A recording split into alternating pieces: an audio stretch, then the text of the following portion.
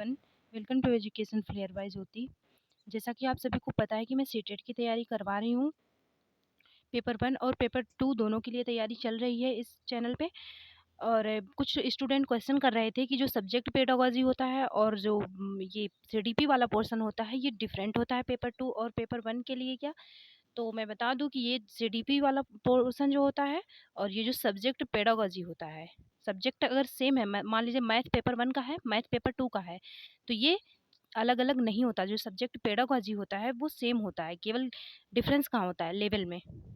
जो लेवल होता है इसमें डिफरेंस होता है। जूनियर वाले में, पेपर 2 वाले में थोड़ा टफ पूछते हैं, और जो पेपर 1 वाला है इसमें क्वेश्चन थोड़ा इजी आता है, बस लेवल में अंतर होता है। बाकी सीडीपी या सब्जेक्ट पेडागोजी हो, इसमें कोई डिफरेंस नहीं होता है। तो जो मैथ वाला सब्जेक्ट पेडागोजी है, ये पेपर 1 में भी काम आ सकता है, या फिर किसी भी सब्जेक्ट का जो सब्जेक्ट पेडागोजी होता है वो पेपर 1 और पेपर 2 दोनों के लिए यूजफुल होता है। इसमें कोई डिफरेंस नहीं होता, लेवल को छोड़ दें तो कोई डिफरेंस नहीं होता। और अब आपको पता ही है कि लेवल में जो है कुछ कहा नहीं जा सकता। कभी कभी पेपर 2 जो है का लेवल बहुत ज़्यादा हाई कर देते हैं, कभी कभी पेपर 1 का लेवल जो है हाई कर देते हैं, कभी कभी इजी पूछ लेते हैं। इसलिए कहीं भी क्वेश्चन टफ या इजी आ सकता है। और आपको ये भी पता होगा कि पिछली बार जब सीटेट का एग्ज़ाम हुआ था तो बहुत कम बच्चे पास हुए थे। जो फेल हुए थे बच्चे बहुत ज़्यादा संख्या थी उनकी। इसलिए अच्छे से पढ़ाई करिए और लेवल को थोड़ा अप ही करके पढ़िए, ताकि एग्ज़ाम में जो भी क्वेश्चन हो आप कर सकें। और अगर अप लेवल का पढ़े रहेंगे आप, तो जो इजी क्वेश्चन आ जाएंगे वो तो अपने आप ही हो जाएंगे ना। इसलिए जो है अच्छे खासे लेवल पे आप पढ़ाई करिए, ठीक है। बहुत ईज़ी पढ़ के जाएँगे तो जो है अगर आ गया पेपर 1 वाला टफ बन गया तो उसमें जो है कर नहीं पाएँगे आप। इसलिए लेवल 1 से लेके लेवल हाई तक सब कुछ पढ़िए, ठीक है। आज के इस वीडियो में मैं मैथ एंड साइंस वाले में मैथ वाला पोर्शन करवाऊँगी। ये जूनियर का मैथ वाला पेपर है, जो 2019 में हुआ था, उसी का प्रीवियस ईयर है। और आप सभी कह रहे थे कि प्रीवियस ईयर मैम करवा दीजिए।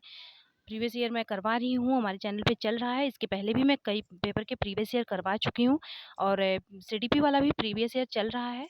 आप सभी देख लीजिएगा, डिटेल एक्सप्लेनेशन के साथ करवाई हूँ, ठीक है। चलिए देखते हैं क्वेश्चन नंबर 31 से। ये मैथ वाला पोर्शन है, ये ऐसे स्टूडेंट के लिए है जिन्होंने जूनियर में या पेपर 2 में मैथ एवं साइंस को चुना है, ठीक है। चलिए देखते हैं क्वेश्चन नंबर 31। पूर्णांकों 1 से 100 तक के मध्य अभाज्य युग्मों की संख्या क्या है? How many pairs of twin primes are there between the integers 1 to 100? जो 1 से 100 है, इनके बीच में पूछ रहा है जो ट्विन प्राइम है कितने हैं। आपको पता होगा कि ट्विन प्राइम जो होता है, नहीं पता तो बता दे रही हूँ मैं। जो ट्विन प्राइम होता है, इसका जो एचसीएफ होता है वो 1 होना चाहिए, कंडीशन है ये। और जो डिफरेंस होने चाहिए दोनों नंबर के बीच में, वो कितने का होना चाहिए? 2 का डिफरेंस होना चाहिए, 2 का। और दोनों का जो एचसीएफ हो वो 1 हो। तो 1 से 100 तक ऐसे जोड़े 8 आते हैं, ठीक है। इसका सही आंसर होगा ऑप्शन नंबर 4 वाला 8। आपको बता दे रही हूँ कौन कौन से हैं वो 8 हो। इसमें से एक है, एग्जाम्पल देख लीजिए, 3 और 5। कितना है दोनों में डिफरेंस? 2 का है। एचसीएफ कितना होगा 3 और 5 का? 1 होगा। इसके बाद हमारा आता है 5 7। इसके बाद है 11 और 13, 11 और 13, ठीक है। फिर है 17 और 19 है। इसके बाद है 29 और 31। फिर है 41 और 43। इसके बाद 59 और 61। इसके बाद 71 73।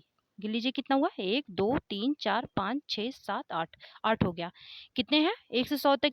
8 है ट्विन प्राइम्स, ठीक है। नेक्स्ट देखते हैं क्वेश्चन नंबर 32। यदि 21 168 इज इक्वल टू इतना है, जहां ए बी तथा सी प्राकृतिक संख्याएं हैं, नेचुरल नंबर्स हैं, ठीक है। तो इसका जो 4a माइनस 5b प्लस सी, ये 5 वाला है। चलिए देखते हैं। इसका जो ये फॉर्म दिया है ना, 21 168, इसको ये बगल में जो फैक्टराइजेशन इसका किया हुआ है, इसको फैक्टर जब आप करेंगे 21 168 का, 21 168 का जब आप फैक्टर करेंगे, तो पहले आप 7 से ले जाइए, ठीक है। 7 से ले जाएंगे तो 7 त्रिक 21, 7 दूनी 14, और ये 324, ठीक। अब ये 7 से नहीं जाएगा, अब देख लेते हैं किससे जाएगा। ये 2 से जाएगा। 2 से जब करेंगे तो आ जाएगा 1 6 और 2। फिर 2 से करिए, फिर कितना आएगा?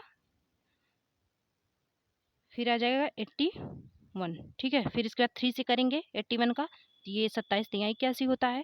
फिर मान लीजिए यहाँ कर लेती हूँ बाकी का। फिर कितना आया? 27 आ गया।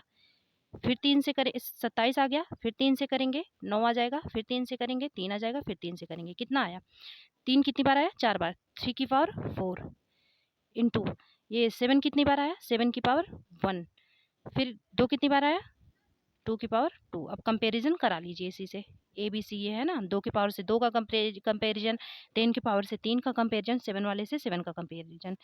आपको इससे कंपैरिजन कराने पे पता चल गया होगा ए बराबर कितना आया। चलिए देखते हैं, आगे जगह नहीं बचा है, ठीक है, ऐसे आप फैक्टराइजेशन कर लीजिएगा।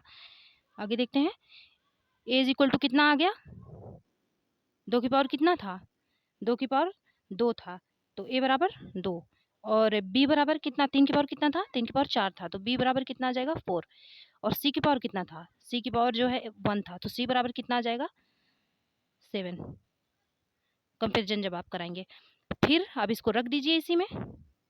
ये देखिए, ये जो दिया है 4 है, -5 भी, ये 5 नहीं रहेगा, ये गलत पूछा था, ठीक है, -5 भी या मिस प्रिंट हुआ होगा, ये 5 नहीं रहेगा, प्लस सी होगा, ठीक है। चलिए देखते हैं, 4 है मतलब 8 माइनस बी, बी कितना है 4, और प्लस कितना है ये सी, सी कितना है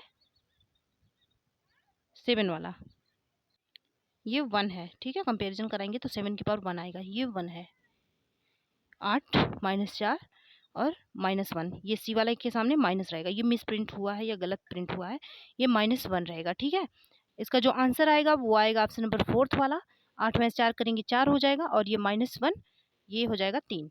इसका आंसर है ऑप्शन नंबर 4 वाला 3 हो जाएगा। नेक्स्ट देखते हैं क्वेश्चन नंबर 33।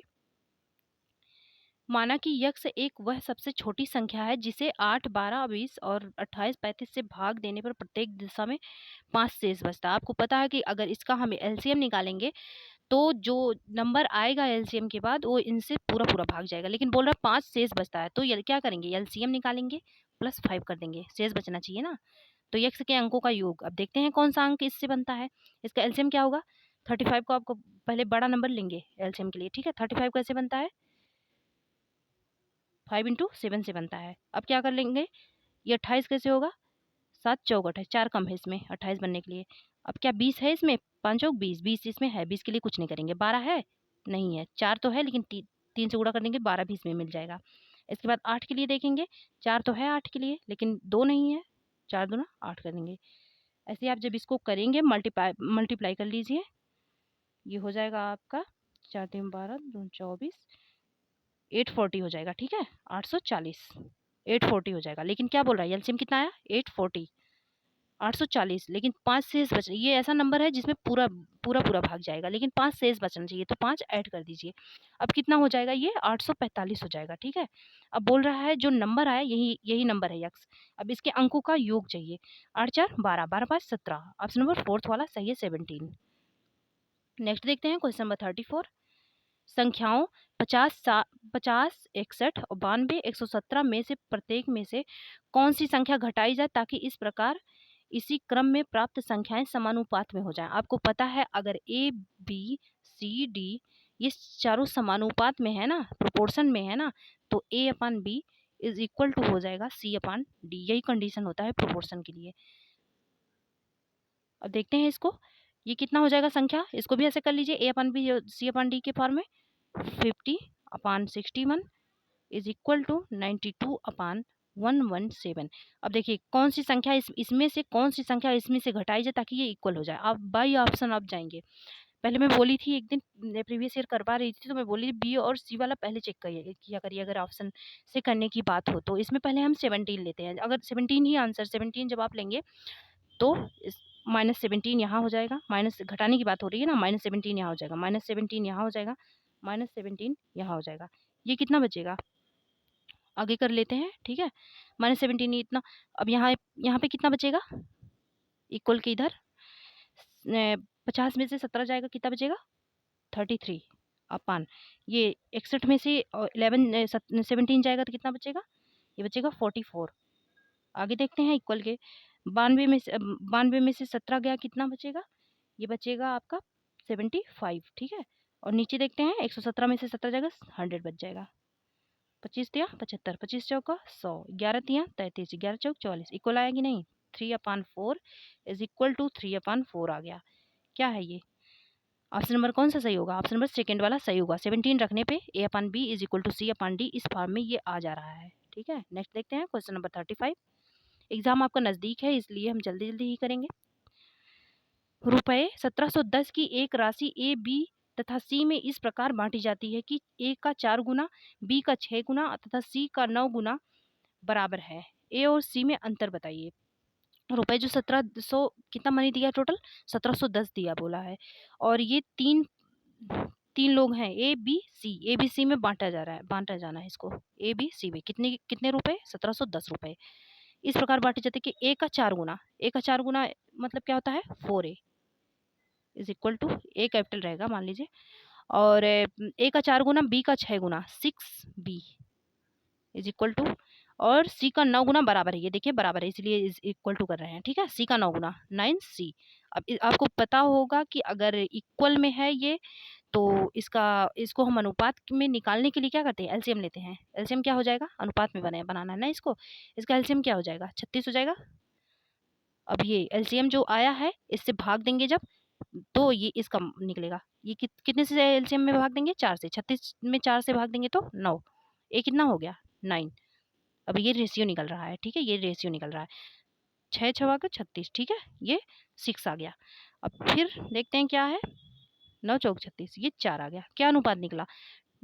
9:6:4 ये अनुपात निकल गया। अब रुपया कितना है? 1710। ये कितना हो रहा है? 9 6 15 और 4 19। ठीक है, 19 रुपया कितने के बराबर है? 19 रुपया 1710 के बराबर है। तो 1 रुपया कितने के बराबर होगा? 90 के। इसी में भाग दे दीजिएगा। 19 9 171 90 के बराबर हो जाएगा। अब क्या पूछ रहा है? ए और सी में क्या अंतर है? ए और सी में क्या अंतर है? ए है, ये सी है। कितने का अंतर है? 5 का। 1 रुपये 90 के बराबर है। 5 रुपये कितने बराबर हो जाएगा? 5 गुणे 90 450 के। ठीक है, ऑप्शन नंबर कौन सा सही होगा? सेकंड वाला। ऑप्शन नंबर सेकंड वाला सही है। 450 रुपये। आपको पता होगा कैसे किए हैं। 1710 रुपये था। ए बी सी में जो गुना बोला है इसको इक्वल कर लिए, फिर रेशियो हम निकाल लिए। रेशियो निकालने के बाद डिफरेंस देख लिए ए व सी में कितना है और रेशियो को इसके ये जो मनी टोटल दी हुई है इसके इक्वल कर लिए। इसके बाद 1 रुपये का जब मान निकल आया तो हम जो डिफरेंस था 5 रुपीज़ इसमें जो है 90 से मल्टीप्लाई कर दिए, 450 आ गया। इसका सही आंसर है ऑप्शन नंबर सेकेंड वाला 450। नेक्स्ट देखते हैं क्वेश्चन नंबर 36। आप बैठ के कॉपी पेन लेके करिएगा, जहाँ पे आपको दिक्कतें होंगी नोट भी कर लीजिएगा। स्क्रीनशॉट लेना हो तो स्क्रीनशॉट भी ले लीजिएगा ताकि जो है प्रीवियस ईयर करने का फायदा तो मिले। नेक्स्ट देखते हैं 36 है। टोकरियों ए और बी में रखे फलों की संख्या में 7:9 का अनुपात है। जो टोकरी है उसमें फल रखे हुए हैं, इसमें 7:9 का अनुपात है फलों में। फिर देखते हैं यदि टोकरी ए से 6 फल निकाल के बी में डाल दिए जाते हैं। कोई टोकरी है ए एंड बी, इसमें फल कितने अनुपात में है? 7:9 में है। ठीक है, 7:9 में है। फिर क्या कर रहा है? इसमें सिर्फ ए वाले में से निकाला जा रहा है, -6 हो रहा है। ठीक है, ये बी में ऐड किया जा रहा है। ओके, इसके बाद क्या हो रहा है? ये कितना अनुपात, जब ऐसा कर रहे हैं तो कितना अनुपात हो जा रहा है? 1:3 हो जा रहा है। ठीक है, अब देखते हैं इसको कैसे सॉल्व करते हैं। आप जो रेशियो वाला, ये मैं नया मेथड बता रही हूँ, जो रेशियो वाला है ना, आप जो ऐड कर रहे हैं, जो इसमें से घटा रहे हैं, इन सबको ऐसे लिख लिया करिए और जो नया रेशियो आ रहा है इसको ऐसे लिख लिया करिए। अब देखते हैं करते कैसे हैं। ठीक है, इसका इसमें करिए। 7 21 21 एक्स मानिएगा इसको, ये एक्स है। ठीक है, एक्स में मानिए इसको। और अगर एक चीज़ और बता दे रही हूँ, अगर यहाँ पे साइन और मान लीजिए यहाँ पे साइन और यहाँ पे साइन अगर सेम है तो ये घटेगा, और सेम अगर साइन अलग अलग है तो जुड़ेगा।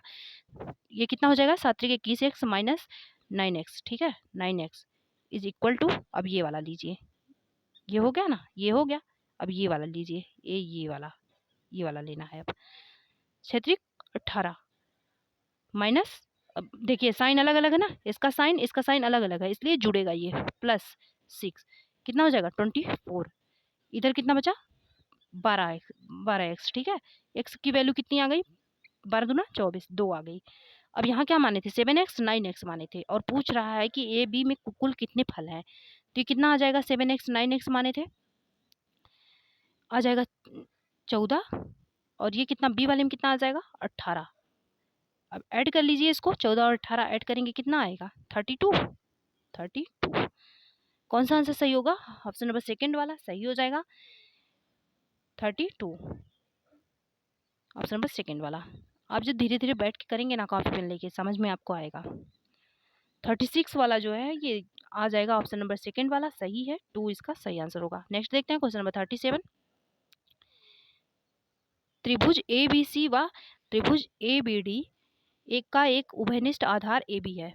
कोई दो जो है ट्रायंगल है ए बी और सी, दो ट्रायंगल है, ठीक है। क्या क्या है, ए बी सी है और ए डी बी है। ए बी बोल रहा है, ये जो आधार है ना वो ए बी दोनों का है, डी हो गया। ओके, चलिए देखते हैं नेक्स्ट क्या कर रहा है। और दोनों जो ट्रायंगल हैं ए बी के एक और हैं, ए बी के एक और है, मतलब जिधर ए बी है उधर ही ए बी है। डी ए जो है क्या है, ए बी पर लंब है। जो डी ए है, डी ए बी पर लंब है, बिल्कुल है। चलिए देखते हैं, सी बी जो है ए बी पर लंब है, डी ए लंब है, लंब वाले को एंगल की तरह बना लीजिए, ठीक है। और क्या है, सी बी ए बी पर लंब है, जो सी बी है वो ए बी पर लंब है। ओके, चलिए देखते हैं, A C is equal to B D, जो ए सी है वो बी डी के, ए सी है वो बी डी के इक्वल है। अब देखते हैं निम्नलिखित में से कौन सा कथन सत्य है। इसमें ये सर्वांग समता वाली चीजें होंगी, लेकिन कौन कौन सा त्रिभुज होगा, बीच में कौन सा कोण लिया जाएगा। इसमें आपको पता होगा कि ये जो लंब है दोनों के एंगल इक्वल होंगे, तो बीच में जो कोण लिया जाएगा, एंगल लिया जाएगा, वो ए और बी वाला रहेगा। देख लेते हैं ए और बी वाला एंगल। ये देखिए, इसमें ए, इसमें बी, ऑप्शन नंबर थर्ड वाला सही है। क्या हो जाएगा, त्रिभुज ए बी सी, यहाँ से लेंगे, जो एंगल होता है उसको बीच में करते हैं। Triangle A B C is equal to, मतलब सर्वांग सम, फिर क्या हो जाएगा, triangle A B A D. Okay, B A D, option number third वाला सही है। जो एंगल होगा, जो परपेंडिकुलर है वही एंगल इक्वल होगा, तो वही वाले एंगल को हम बीच में लेंगे सर्वांग समता के लिए, ठीक है। चलिए देखते हैं क्वेश्चन नंबर 38। क्वेश्चन नंबर 38 है, चार त्रिभुजों की भुजाएं नीचे दी गई हैं। जो चार त्रिभुज हैं उनकी भुजाएं हैं नीचे दी गई हैं। इनमें से कौन सा समूह समकोण त्रिभुज बनाता है, राइट ट्रायंगल कौन बनाता है, कौन सा समूह है। अगर आपको ट्रिपलेट याद होता या याद हो तो आप इसको तुरंत कर लेंगे बिना कुछ सोचे समझे। ये नहीं है, ये ट्रिपलेट नहीं है। 15 32 37 ये भी ट्रिपलेट नहीं है। 11 60 61 यही ट्रिपलेट है, ठीक है। देखिए ट्रिपलेट कुछ बता दे रही हूँ मैं, 1 3 4 5 है, इससे इससे ढेर सारे ट्रिपलेट बनते हैं। इसका डबल करिए, इसका डबल करिए, इसका डबल करिए, जैसे 6 है, 8 है और 10 है, ऐसे ऐसे बनते जाएंगे। डबल करो, फोर्थ करो, फोर्थ टाइम करो। एक होता है 7 24 25, और एक होता है 11 60 61। तो इसका सही आंसर जो होगा वो होगा थर्ड वाला, मान लीजिए इसमें थर्ड वाला क्योंकि सही है, ऑप्शन नंबर थर्ड वाला। 11 60 61 ये ट्रिपलेट बना रहा है। नेक्स्ट देखते हैं क्वेश्चन नंबर 39 है, किसी चतुर्भुज के कोण, आपको पता होगा कि जो क्वाड्रिलेटरल होता है, इसका जो चारों एंगल का जो ऐड होता है ना वो 360 डिग्री का होता है। अगर हम चारों एंगल को ऐड कर दें तो वो कितने डिग्री का होता है, 360 डिग्री का होता है। किसी चतुर्भुज के जो एंगल हैं वो किस रेशियो में है, 3 5 7 9 के रेशियो में है। चतुर्भुज के सबसे छोटे तथा सबसे बड़े कोण का अंतर क्या होगा, ये रेशियो में दिया गया है। अब देखते हैं, निकालते हैं पहले कोण।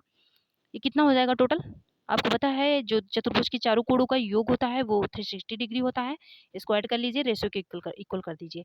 5 3 8, 8 7 15, 15 9 24, 24 x is equal to 360। Ratio में जब ऐड करेंगे तो इसके जो जितने डिग्री का कोण होता है इक्वल कर देंगे। x इज इक्वल टू कितना आ जाएगा, 360 अपान 24, ये 30 हो जाएगा, ये 2 हो जाएगा, ये 15 हो जाएगा। कितना आ जाएगा, 15। x की value 15, x is equal to 15। अब बोल रहा है क्या, सबसे छोटे तथा सबसे बड़े कोण का अंतर। सबसे छोटा कौन है, 3 वाला है, और सबसे बड़ा कौन सा है, सबसे बड़ा जो है वो 5 वाला है, ठीक है।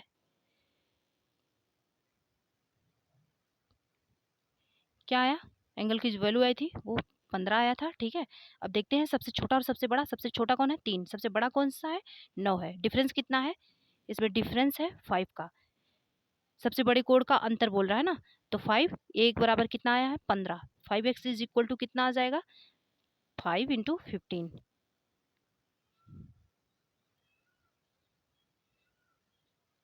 नहीं 5 नहीं है डिफरेंस, ये 6 है, ठीक है। सबसे बड़े और सबसे छोटे कोड का पूछा है। देखिए ये 9 है, ये 3 है, ये 6 का डिफरेंस है, ठीक है। 16 इंटू 15, 6 इंटू 15, ठीक है। 15 छक्का 90, 90 डिग्री इसका सही आंसर होगा। ऑप्शन नंबर 4 वाला सही है। ये सबसे बड़े और सबसे छोटे कोड का पूछा है। सबसे छोटा कोड है 3 रेशियो में दिया है और सबसे बड़ा वाला 9 रेशियो में दिया है। पहले रेशियो का अंतर निकालेंगे। रेशियो का अंतर जो 6 होगा अगर यक्स का मान 6 से यक्स रेशियो का अंतर होगा। अगर यक्स की वैल्यू 15 आई है तो 6 से यक्स हो जाएगा 15 इंटू ये 6 और 15 छक्का 90। ऑप्शन नंबर 4 वाला सही होगा। नेक्स्ट देखते हैं क्वेश्चन नंबर 40 वाला। किसी त्रिभुज का परिमाप जो पेरीमीटर है किसी ट्रायंगल का वो 12 सेंटीमीटर दिया है। यदि इसकी सभी भुजाओं की लंबाइयां पूर्णांकों में हो तो इससे कितने प्रकार के त्रिभुज बन पाएंगे। कोई मान लीजिए ट्रायंगल है और इसका जो पेरीमीटर वो कितना दिया है 12 सेंटीमीटर दिया है और बोल रहा है कि परिमाप 12 सेंटीमीटर ही रहे, इससे कितने प्रकार के त्रिभुज। एक तो आपका यही बन जाएगा 3 4 5, फिर इसकी भुजाओं को चेंज करते रहेंगे 5 4 3 भी हो जाएगा और इस प्रकार से 3 बार चेंज करें 3 त्रिभुज बन जाएगा। ऑप्शन नंबर सेकंड वाला सही होगा। 3 3 प्रकार के त्रिभुज बन जाएंगे इससे। नेक्स्ट देखते हैं क्वेश्चन नंबर 41। एक घनाकार गोदाम की लंबाई चौड़ाई तथा ऊंचाई 56 42 और 10 मीटर है। इसके अंदर कितने घनाकार डिब्बे रखे जा सकते हैं यदि प्रत्येक डिब्बे की विमाएं इतनी हैं। आपको पता है कि ऐसे क्वेश्चंस करने के लिए हम जो इसका आयतन होता है ऊपर नीचे वाला उसको इक्वल कर देते हैं। चलिए देखते हैं n इज इक्वल टू हो जाएगा। पहले बड़े वाला का देख लेते हैं। मीटर में है, इसको सेंटीमीटर में कर लीजिए। यहीं पे 56 इंटू 100 हो जाएगा ये। फिर क्या है, सब मल्टीप्लाई में करिए, इंटू 42 इंटू 100 हो जाएगा और इंटू फिर हो जाएगा 10 इंटू 100। ये ऊपर वाला हो गया। अब इसी में ये जो नीचे वाला दिया है ना, नीचे वाला जो डायमेंशन दिया है इसी को रख दीजिए इसमें, इसी से भाग दे दीजिए। ये भी मीटर में है। 2.8 मीटर को जो आप सेंटीमीटर में चेंज करेंगे तो क्या हो जाएगा 28, एक जीरो तो इसी में चला जाएगा, 28 280 हो जाएगा, ठीक है। नेक्स्ट देखते हैं। अगर 25 को आप 2.5 मीटर को सेंटीमीटर में चेंज करेंगे तो क्या हो जाएगा, ये हो जाएगा 250। फिर 70 सेंटीमीटर ऑलरेडी है, ये 70 इंटू हो जाएगा, ठीक है। काट दीजिए जहाँ कटे, 3 जीरो, 1 2 तीनों जीरो कट गया, ठीक है। 25 चौका 100, 4 ये हो गया और 7 छक 42 ये हो गया, 28 दूना 56 ये हो गया। ऐसे आप मल्टीप्लाई कर लेंगे तो जो वैल्यू आ जाएगी वो होगा 4800, ठीक है। ऑप्शन नंबर थर्ड वाला सही है, 4800। जो बड़ी बीमा है और उसमें जो छोटी बीमा है उससे क्या कर देंगे, डिवाइड कर देंगे तो नंबर निकल आएगा। नेक्स्ट देखते हैं क्वेश्चन नंबर 42 है। किसी लंबवृत्तीय बेलन के आधार की परिधि 528 सेंटीमीटर है। कोई मान लीजिए बेलन है, इसके जो आधार की परिधि है ना, पेरीमीटर है, वो कितना है 528 सेंटीमीटर है, ठीक है। 528 सेंटीमीटर है और क्या बोल रहा है, इसकी हाइट जो है, हाइट कितनी है 2 मीटर है हाइट। बेलन का आयतन कितना होगा। बेलन का जो आयतन होता है इसका फार्मूला होता है pi R square H, pi R square H. H दिया है, आर निकालेंगे और आपको ये दिख रहा है कि ये जो बेलन है इसका जो नीचे वाला पोर्शन है ये क्या है, सर्कल है, ठीक है। और इसी का पेरीमीटर दिया 528, तो सर्कल का जो पेरीमीटर होता है वो होता है 2 पाई आर इज इक्वल टू 528। इसको इक्वल कर दीजिए तो यहाँ से आर की वैल्यू आ जाएगी। जब आप कट कर लीजिएगा, जब आप डिवाइड करेंगे तो आर की जो वैल्यू आएगी वो आएगी 12 इंटू 7, पॉइंट में आएगा, ठीक है। पॉइंट में आएगा 12 इंटू 7, पॉइंट में 12 रहेगा। जब आप डिवाइड करेंगे देख लीजिएगा डिवाइड करके। इसके बाद चलिए देखते हैं, क्योंकि ये मीटर में था ना तो 528 को सेंटीमीटर में बनाया गया है। 528 सेंटीमीटर को मीटर में बनाया जाएगा, क्योंकि यहाँ देखिए आंसर में भी मीटर ही दिया है, तो यहाँ पे 528 जो सेंटीमीटर है इसको मीटर में बना लीजिएगा 100 से डिवाइड करके, ठीक है। चलिए देखते हैं इसके बाद क्या होता है। अब आर की वैल्यू आ गई 0.12 गुणे 7। इसके बाद इसको इसी में रख देंगे, वॉल्यूम में रख देंगे। v इज इक्वल टू हो जाएगा 22/7 इंटू आर स्क्वायर मतलब 0.12 गुणे 0.12 इंटू हाइट कितनी है 2 मीटर है। मीटर में ही है अब सब मीटर में है क्योंकि यहीं चेंज कर लिए हैं, ठीक है। इसको जब आप कैलकुलेट करेंगे तो ये आ जाएगा 4.4352, 4.4352। आप कैलकुलेशन कर लीजिएगा, नहीं बहुत लंबा वीडियो हो जाएगा। मैं प्रोसेस सब बता दी हूँ, आप कैलकुलेशन जहाँ जहाँ है वो कर लीजिएगा, ठीक है। इसका थर्ड वाला सही हो जाएगा 4.4352। आपको एक बार फिर से बता दे रही हूँ, आधार की जो परिधि दी गई है बेलन की, और पता है कि आपको जो बेलन है उसका जो आधार होता है वो सर्कल होता है, इसलिए सर्कल के पेरीमीटर से इस पेरीमीटर को इक्वल कर देंगे। सर्कल का पेरीमीटर होता है 2πr। इस 2πr से 528 को सेंटीमीटर को इक्वल कर देंगे। 528 जो सेंटीमीटर है इसको मीटर में बनाना है, क्योंकि आंसर में मीटर में दिया है, तो 100 से इसमें डिवाइड कर देंगे, और जो है जो आएगा यहाँ से आर की वैल्यू आ जाएगी, एच की वैल्यू दी ही है, इसमें रख देंगे। इसका कैलकुलेशन कर लीजिएगा, सही हो जाएगा, आंसर आ जाएगा, ठीक है। चलिए देखते हैं, क्वेश्चन नंबर 43 है। किसी चतुर्भुज का क्षेत्रफल 227.2 सेंटीमीटर स्क्वायर है। एरिया कितना है? Area is equal to 227.2 centimetre square. इसके बाद बोल रहा है, और इसके एक विकर्ण पर उसके सम्मुख शीर्षों से डाले गए लंबों की लंबाइयाँ, ये है आपका क्वाड्रिलेटरल, ठीक है। इसका जो एक विकर्ण है इस पे बोल रहा है सम्मुख शीर्ष से डाले गए लंबों की लंबाइयाँ, सम्मुख शीर्ष यही ना होगा, ये होगा 7.2, और ये कितना है डाले गए लंब की लंबाइयाँ 8.8। इसको ऐड कर लीजिए, ये एक विकर्ण है, दोनों दोनों एक विकर्ण बना रहे हैं, ठीक है। एक विकर्ण की वैल्यू खुद ही दे दिया ये, तो D1 क्या हो जाएगा, इसी को ऐड करिए, 7.2 प्लस 8.8, 8.8, ये कितना हो जाएगा, 8 2 10 और 16 हो जाएगा, ठीक है। D1 16 हो जाएगा। आपको पता होगा इसका जो फार्मूला होता है क्वाड्रिलेटर में ये निकालने का, विकर्ण निकालने का, डायगोनल निकालने का, वो होता है, अगर एरिया दिया हुआ हो तो area is equal to 1/2 D1 into D2, ये होता है diagonal 1 diagonal 2, area is equal to, ठीक है। एरिया कितना है 227.2 इज इक्वल टू 1/2। D1 कितना है, D1 है, D1 दिया है 16, D2 निकालना है, ये 16 हो गया, D2 निकालना है। यहाँ से आप कैलकुलेशन करेंगे तो D2 कैलकुलेशन करके D2 निकाल लीजिएगा। D2 इज इक्वल टू हो जाएगा 28.4 आएगा, जब आप कैलकुलेशन करेंगे 28.4, D2 is equal to 28.4। Calculation में क्या है, इसको पॉइंट हटाइएगा, यहाँ पे ये नीचे 10 आ जाएगा, यहाँ से 2 ये ऊपर चला जाएगा, और ये 2 ऊपर मत भेजिएगा, 2 इससे काट दीजिएगा, ये 8 हो जाएगा। इसको 8 से डिवाइड कर दीजिएगा, ये हो जाएगा। इसके बाद 8 से डिवाइड हो जाएगा, 8 इंटू 10 से 80 से डिवाइड हो जाएगा, जितना आएगा वही 28.4 आएगा। नेक्स्ट देखते हैं, क्वेश्चन नंबर 44 है। यदि 5 3x plus 4 minus 8 6x plus 7 is equal to 9x minus 8, तो x square minus 2x plus 1 का मान क्या होगा। इस वाले क्वेश्चन में भी कैलकुलेशन ही है, चलिए देखते हैं। 5 3x plus 4 minus 8 6x plus 7 is equal to 9x minus 8 है, तो x square minus 2x plus 1 का मान क्या होगा। इसमें पहले हम यहाँ से x का मान निकालेंगे। जब यहाँ से x का मान निकालेंगे, चलिए देखते हैं x की कितनी वैल्यू आती है। 5, ये हो जाएगा 15x, यही डायरेक्ट मल्टीप्लाई करिए, 1 चौक 20 प्लस 20, आगे क्या होगा 8 छक 48 माइनस 48x, फिर 8 सत्ते 56 minus 56 is equal to 9x minus 8। Okay, अब देखिए x वाला घटा लीजिए, 15 में से 9 जाएगा, 9x इधर है, 15 में से जाएगा 6x बचेगा, 6x, फिर इधर 48x है, 6x में से 48x में से 6x जाएगा तो कितना बचेगा माइनस 42x।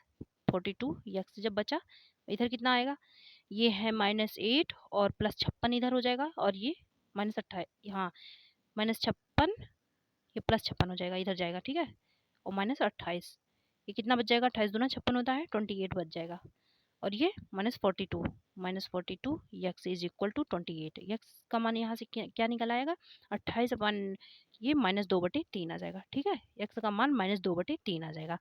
अब जब एक्स का मान -2/3 आ गया, इसे हम यहाँ पे रख देंगे, x square minus 2x plus 1, x square minus 2x plus 1 में रखिए, एक्स स्क्वायर कितना हो जाएगा 4/9 प्लस, ये माइनस है ना, यहाँ पे भी माइनस है तो प्लस हो जाएगा, 2 दूना 4/3, ठीक है, प्लस 1। आगे देखते हैं, इसका एलसीएम लेंगे, 9 आ जाएगा, ये ऊपर 4 हो जाएगा, ऊपर कितना हो जाएगा 3 3 9 12 हो जाएगा, प्लस 12, प्लस 1 यहाँ पे है ही, इधर देख लीजिए आप कितना हो गया, 12 4 16, 16 अपॉन 9 प्लस 1, ये इसको ऐड करेंगे कितना आ जाएगा, 16 9 25, 25/9। इसका आंसर होगा ऑप्शन नंबर 4 वाला 25/9। एक्स की वैल्यू निकालिए, इसमें रख दीजिए। नेक्स्ट देखते हैं क्वेश्चन नंबर 45।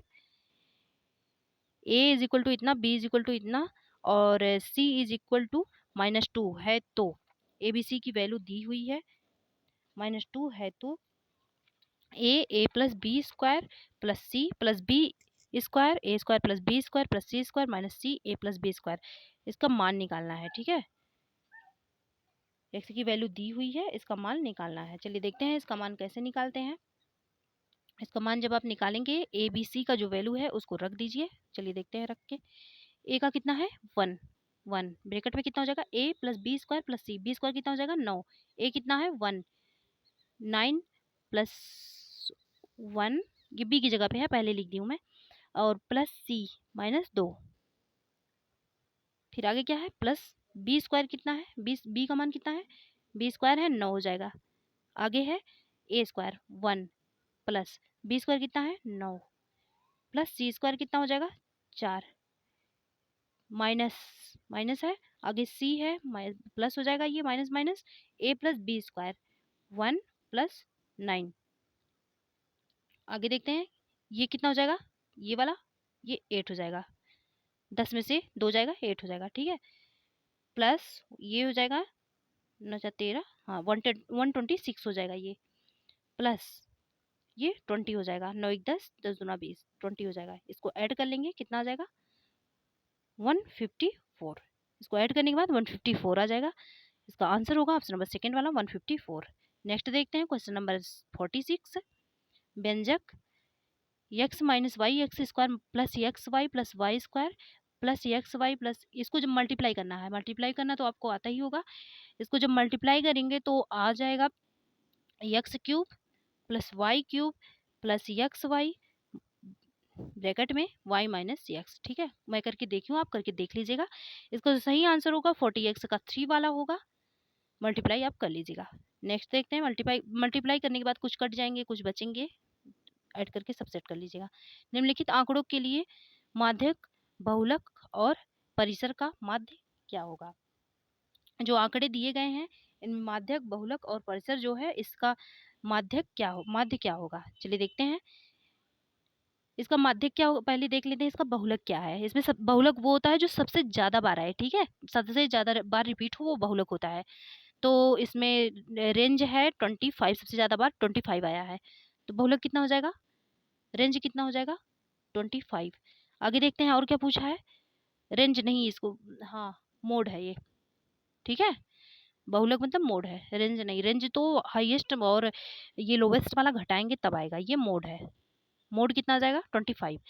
फिर देखते हैं रेंज वाला, सबसे लोवेस्ट वाला, रेंज के लिए क्या करते हैं lowest highest minus lowest, range is equal to highest minus lowest is equal to क्या हो जाएगा, हाईएस्ट कितना है नंबर इसमें 50 और लोवेस्ट है 0, 50 माइनस 0 कितना हो जाएगा 50, रेंज कितना आ गया 50। नेक्स्ट देखते हैं इसका क्या निकालना है अब, माध्यक। इसका जब आप माध्यक निकालने के लिए इसको असेंडिंग ऑर्डर में कर लीजिएगा और इधर उधर से काट लीजिएगा, तो इसका जो मीडियन निकल के आएगा वो हो जाएगा, इसका जो माध्यक हो जाएगा वो हो जाएगा मीडियन 24।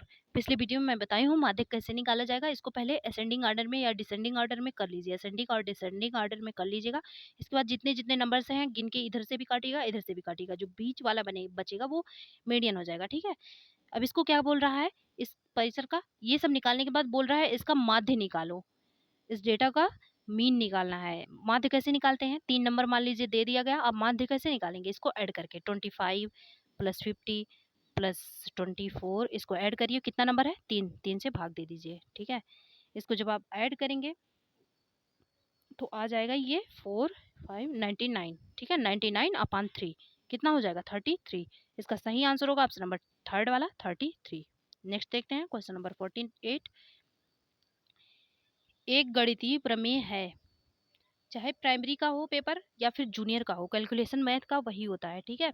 अगर आप कैलकुलेशन करेंगे, क्वेश्चन लगाएंगे, मैथ में ज़्यादा डिफरेंस थोड़ी ना होता है। और मैथ पेडागोजी वो तो सेम ही होता है, क्योंकि लेवल का केवल डिफरेंस होता है बस। और अगर आप ज़्यादा लेवल का लगाए रहेंगे, टफ क्वेश्चन लगाए रहेंगे, तो इजी क्वेश्चन तो ऐसे ही कर ले जाएंगे। चलिए देखते हैं 48 का क्या है। एक गणितीय प्रमेय है, जो मैथमेटिकल थ्योरम होता है उसके बारे में पूछ रहा है। एक कथन जिसे आपको पता होगा, जो मैथमेटिकल जो है थ्योरम होता है उसे सिद्ध पहले से ही प्रूफ किया गया होता है, ठीक है। मैथमेटिकल थ्योरम जो होता है, इसका सही आंसर होगा ऑप्शन नंबर फर्स्ट वाला। एक कथन जिसे अभिगृहीतों की तर्क संगत युक्तियों द्वारा सिद्ध किया गया। हाँ, इसे पहले से ही क्या किया गया है, एग्जिम्स होता है जिसे पहले से ही प्रूव होता है जो, ठीक है। नेक्स्ट देखते हैं, क्वेश्चन नंबर 49 है। वस्तुएं जो एक समान वस्तु के बराबर है वे एक दूसरे के बराबर होंगी। ये यूक्लिड के कुछ नियम दिए थे, इन्होंने कुछ सिद्धांत दिए थे जिसे अभिगृहित बोला जाता है, उसी में से ये एक है। वस्तुएं जो एक समान वस्तु के बराबर हैं वे एक दूसरे के बराबर भी होंगी। मान लीजिए दो वस्तुएं हैं, वो कोई एक समान वस्तु है उसके इक्वल है, तो बोल रहा है वे एक दूसरे के भी बराबर होंगे। दो वस्तुएं जो एक समान, मतलब ये वस्तु जो है इसको अभी हटाइए, ये वस्तु इसके इक्वल है। ये कोई फर्स्ट है वस्तु है, ये सेकंड है। अगर फर्स्ट वाली सेकंड के इक्वल है, तो कोई कोई मान लीजिए थर्ड वस्तु है, वो वाली भी सेकंड के इक्वल है। तो क्या ये दोनों आपस में इक्वल नहीं होंगी? फर्स्ट और थर्ड वाली जो वस्तुएं हैं ये क्या इक्वल नहीं होंगी? होंगी, यही यूक्लिड ने बताया है। इसका सही आंसर होगा ऑप्शन नंबर फर्स्ट वाला, यूक्लिड ने। नेक्स्ट देखते हैं, क्वेश्चन नंबर 50 है। गणित में अंतः विषयकता को गणित में जो अंतः विषयकता होता है उसे बोलते हैं, को प्रोत्साहित करने के लिए निम्नलिखित में से किसे आकलन योजना के रूप में, मतलब असेसमेंट जो प्लानिंग होती है उसके रूप में उपयोग किया जाता है? चलिए देखते हैं, प्रोजेक्ट को तो यूज किया ही जाता है असेसमेंट के लिए। क्षेत्र भ्रमण, फील्ड ट्रिप को, दोनों को यूज किया जाता है। दोनों किसमें है, ए और बी, फर्स्ट वाला सही होगा, ऑप्शन नंबर फर्स्ट वाला सही होगा। नेक्स्ट देखते हैं, क्वेश्चन नंबर 51। किस विधि से यह सिद्ध किया जा सकता है कि दो समपूर्णांकों का योग सदैव सम होता है? The sum of two even integers are always is always सम, इवन मतलब, ठीक है। सम होंगे, दो जो सम पूर्णांक है उनका योग सदैव सम होगा। चलिए लेते हैं, दो इवन नंबर ले लीजिए, पहले इवन इंटीजर ले लीजिए। इवन कौन कौन सा होगा, मान लीजिए दो ले लिए और चार ले लीजिए, दोनों को ऐड करिए, कितना जाएगा, 6 आ जाएगा। क्या इवन नहीं है ये? है। दूसरा ले लेते हैं, हो सकता है इत्तेफाक हो ये। एक 6 ले लेते हैं, एक 8 ले लेते हैं, कितना हो जाएगा, 14, इवन है ना।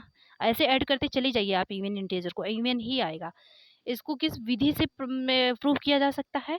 इसका जो सही आंसर होगा वो होगा सेकंड वाला, प्रत्यक्ष उत्पत्ति। ये प्रत्यक्ष है, आप आंखों से देख रहे हैं, मैं करके दिखा रही हूँ ना, आंखों डायरेक्ट प्रूफ कर रही हूँ ना, तो ये आंसर सही होगा, प्रत्यक्ष उत्पत्ति, ठीक है। नेक्स्ट देखते हैं, क्वेश्चन नंबर 52 है।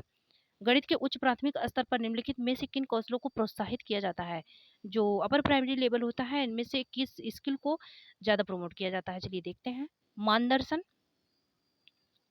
मानदर्शन को, फिर देखिए पक्षांतरण, ये गलत है। कंठस्थ करना, ये भी गलत है। सामान्यीकरण, अनुमान लगाना, ठीक है। इसका जो सही आंसर होगा वो होगा फर्स्ट वाला, ए बी डी ई, इसी को प्रोत्साहित किया जाता है, ठीक है। ऑप्शन नंबर फर्स्ट वाला सही होगा, A B D E. Visualisation को, पक्षांतरण को, और जो पक्षांतरण मतलब ये मत समझ लीजिए आप भेदभाव वाला है ये। जैसे x प्लस वाई इज इक्वल टू 2 है ना, तो x इज इक्वल टू लिख सकते हैं 2 माइनस वाई, ये इसको, और सामान्यीकरण को और अनुमान लगाने को। नेक्स्ट देखते हैं, क्वेश्चन नंबर 53 है। निम्नलिखित में से किस कार्य से विद्यार्थियों में विवेचनात्मक विचारों के विकास की संभावना न्यूनतम होगी?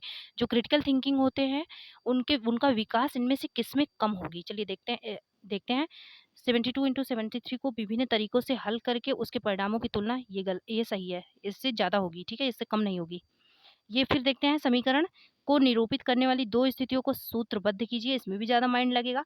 एक विद्यार्थी ने एक लंबवृत्तीय वेलन की जिसकी त्रिज्या ऊंचाई इतनी है परिकलित किया, उसने कहाँ की गलती की वो खोजेगा अपनी गलतियों को, ये भी सही है। एक लंबवृत्तीय बेलन का आयतन ज्ञात कीजिए जिसकी त्रिज्या, ये डायरेक्ट फार्मूले पे सेट हो जाएगा, इसमें ज्यादा माइंड नहीं लगेगा, इसलिए ये वाला सही होगा। चलिए देखते हैं, क्वेश्चन नंबर 54 है। राष्ट्रीय पाठचर्या की रूपरेखा एनसीएफ 2005 की अनुशंसा के अनुसार, अब देखिए एनसीएफ 2005 की जब बात हो गई तो मैं आपको बता दूं कि एनसीएफ 2005 के लिए मैं कल वीडियो अपलोड करूंगी। जो एनसीएफ 2005 वाला है इसके लिए भी उसमें मैं बनाई हूँ, और जो 2009 वाला है इसके लिए भी बनाई हूँ। 2009 के लिए भी RTE 2009 वाला है, और जो NEP 2020 वाला है, NEP 2020 वाला है, इसको भी कल पढ़ाऊंगी मैं, ठीक है। एक ही वीडियो में तीनों मैं कवर कर दूंगी, आप सब देख लीजिएगा। इससे 4 से 5 क्वेश्चन अगर सारे सब्जेक्ट को मिला लीजिए तो बन ही जाता है, ठीक है। डायरेक्ट तो फैक्चुअल चीजें नहीं पूछी जाती, लेकिन देखिए अभी ये बन गया ना, NCF 2005 के हिसाब से इसमें आंसर दे रहा है आपको। चलिए देखते हैं क्वेश्चन नंबर 54, इसलिए उसको देख लीजिएगा। 4 से 5 नंबर आपके कंफर्म हो जाएंगे, ठीक है। राष्ट्रीय पाठ्यचर्या की रूपरेखा NCF 2005 की अनुशंसा के अनुसार सभी के लिए गणित उपलब्ध कराने का व्यापक उद्देश्य निम्नलिखित में से किससे संरेख है।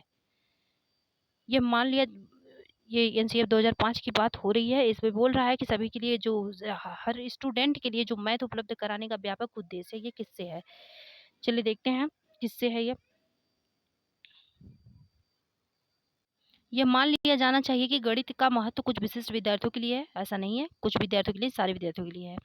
नेक्स्ट है पाठ्यपुस्तकों में सम्मिलित प्रश्न केवल सामान्य कठिनाई, ऐसा नहीं है, ज्यादा कठिनाई वाले भी होने चाहिए, इससे माइंड जो है क्रिटिकल थिंकिंग विकसित होगी। विभिन्न क्षेत्रों और विभिन्न सामाजिक समूह वाले गणितज्ञों के योगदानों की विशिष्टता पर बल देना चाहिए। फिर है नेक्स्ट देखते हैं, गणित में निपुण विद्यार्थियों को एकाकीपन में शिक्षण देना चाहिए, ये गलत है, एकाकीपन में शिक्षण नहीं देना चाहिए। इसका सही आंसर होगा ऑप्शन नंबर 3 वाला, विभिन्न क्षेत्रों और विभिन्न सामाजिक समूहों वाले गणितज्ञों के योगदान की विशिष्टताओं पर बल देनी चाहिए। बिल्कुल, जो मैथ के साइंटिस्ट हैं उनके जो योगदान है मैथ में, उन सबको बच्चों को बताना चाहिए, उस पर बल देना चाहिए, ताकि बच्चे मैथ के वैल्यू को समझ सकें। नेक्स्ट है क्वेश्चन नंबर 55, गणितीय कक्षा कक्ष को प्रभावी बनाने के लिए निम्नलिखित में से क्या प्रभावी है। जो मैथमेटिक्स का क्लास होता है उसको जो है प्रभावी बनाने के लिए क्या जरूरी है, चलिए देखते हैं। 55, समूह में कार्य और समूह में समस्या सुलझाने को हतोत्साहित करना, अगर ये प्रोत्साहित होता है ये आंसर हो जाता है, ध्यान से पढ़िएगा। महत्व दिया जाना चाहिए कि अनिवार्य रूप से गणित एक मूर्त विषय है। नेक्स्ट देखते हैं, एक प्रश्न को हल करने के लिए विभिन्न, जहाँ पे वैरायटी आ जाए, विभिन्न तरीके आ जाए, वो सही होता है, ठीक है। मल्टीपल वेज आ जाए, ऐसे क्वेश्चन, ऐसे आंसर सही होते हैं। नेक्स्ट देखते हैं क्वेश्चन नंबर 56 वाला, अगर आपको दिक्कत हो तो रोक इंग्लिश वाला भी देख लीजिएगा। आयतन के मापन के शिक्षण और अधिगम संदर्भ में निम्नलिखित में से कौन सी प्रक्रिया वांछनीय है। आयतन का जो मापन होता है, वॉल्यूम को जो माप करते हैं उसके लिए, और अधिगम संदर्भ में कौन सा ऐसा प्रोसेस है जो सही है, चलिए देखते हैं। प्रारंभ में एक घन के आयतन के सूत्र को लिखना, नहीं, डायरेक्ट हम फार्मूला पे नहीं जाएंगे, प्रारंभ से ही सटीक, सटीक शब्द गलत होता है। प्रारंभ, विद्यार्थियों को प्रारंभ में 2 विमाओं वाली आकृतियों के आयतन की जानकारी देना। फिर देखते हैं, विद्यार्थियों को विभिन्न आकृतियों के आयतन के परिकलन हेतु प्रयासों की कल्पना के लिए प्रोत्साहित करना, बिल्कुल सही है। जो उन्हें पहले विभिन्न आकृति दिखाएंगे, जैसे रूम दिखाएंगे, मान लीजिए कोई चतुर्भुज वाली चीजें हैं वो दिखाएंगे, डस्टर दिखाएंगे, मान लीजिए, और जिस क्लासरूम में बैठे हैं उसको एग्जाम्पल देंगे कि कैसी आकृति है, बेंच का एग्जाम्पल दे सकते हैं, किताब का एग्जाम्पल दे सकते हैं, पहले ये सब दिखाएंगे ताकि उनके अंदर जो कल्पना है ना, थिंकिंग वाली चीजें हैं, उनको प्रमोट कर सकें। नेक्स्ट देखते हैं, क्वेश्चन नंबर 57 है, पियाजे के अनुसार बच्चों की दिक स्थान मतलब जो स्पेशल वाले नॉलेज होते हैं, समझ के लिए निम्नलिखित में से क्या सही नहीं है। चलिए देखते हैं क्या सही नहीं है। ज्यामिति बोध की प्रकृति एक सुनिश्चित क्रम का अनुसरण करती है, बिल्कुल इसमें क्रम होता है, ये सही है।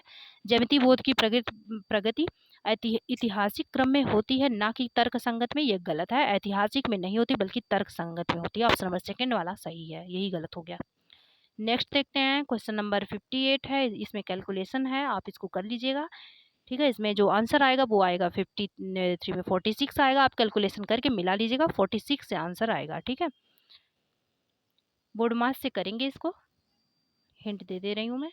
फिर है, यदि 8 अंकों की संख्या 88 से विभाज्य है तो 3x प्लस वाई का मान क्या होगा। आपको पता होगा 88 से पहले डिविजिबिलिटी का रूल पता होना चाहिए इसको लगाने के लिए, ठीक है। 11 इंटू 8 से मिलके बना होता है ये 88। 11 से डिविजिबिलिटी का क्या रूल है, हम एक एक छोड़ के एक को ऐड करें, या तो इसके बाद दोनों को आपस में जोड़ दे, इधर से मान लीजिए कर रहे हैं एक छोड़ के और इधर से कर रहे हैं एक छोड़ के, आपस में इसको जोड़ दे, या तो जोड़ने पे 0 आ जाए या फिर 11 का मल्टीपल आ जाए। और 8 के लिए डिविजिबिलिटी का रूल होता है लास्ट के 3 डिजिट डिविजिबल हो। तो ऐसे करके आप देखेंगे तो जो x की वैल्यू आएगी, x के स्थान पे जो आएगा 11 से जो डिविजिबल होगा, x के स्थान पे 1 आएगा और y के स्थान पे आ जाएगा 2। और बोल रहा है तो 3x प्लस वाई का मान क्या होगा, 3x क्या हो जाएगा 3, y का हो जाएगा 2। आंसर नंबर 2 वाला सही होगा 5। नेक्स्ट देखते हैं क्वेश्चन नंबर 60, इसमें भी कैलकुलेशन है, इसको आप कर लीजिएगा, ठीक है। इसका जो आंसर आएगा वो आएगा -11 1/12 है। इसको आप कर लीजिएगा, कैलकुलेशन ही है। कैलकुलेशन आप जब करके जाएँगे ना, तो जो एग्ज़ामिनेशन हॉल में जब आप बैठे रहेंगे, माइंड आपका बहुत तेज़ काम करेगा। इसलिए ऐसे ओरली मत पढ़ा करिए, कैलकुलेशन भी किया करिए। सवाल जो है ना उसको लगा-लगा के देखा करिए। कॉपी पेन लेके पढ़ने बैठा करिए, ठीक है? और बाकी ऐसा अगर आपको क्लास पसंद आए तो सब्सक्राइब कर दीजिएगा और सीटेट के एग्ज़ाम तक जुड़े रहिएगा। बेस्ट से बेस्ट कंटेंट मैं दूँगी एक्सप्लेनेशन के साथ, क्योंकि मैं भी सीटेट की तैयारी कर चुकी हूँ और पास भी हुई हूँ। Thanks for watching.